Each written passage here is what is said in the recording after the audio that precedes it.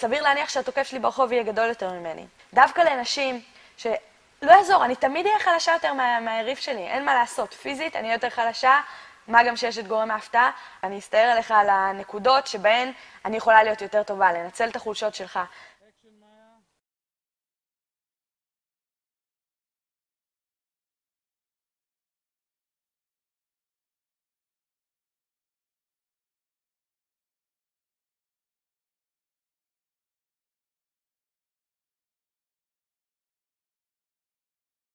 בן אדם הרי לא נושא על עצמו בעידן המודרני חרבות, ואני מקווה מאוד שאף אחד לא נושא על עצמו סכינים.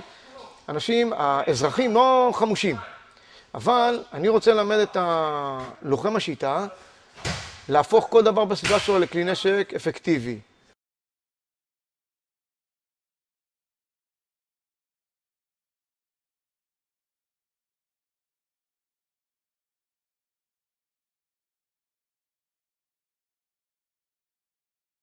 יש לי הרבה יותר ביטחון עצמי מאשר חברות שלי בכל הנושא ממה שקשור לגברים, ביטחון אישי, יש את זה, זה מספק את זה.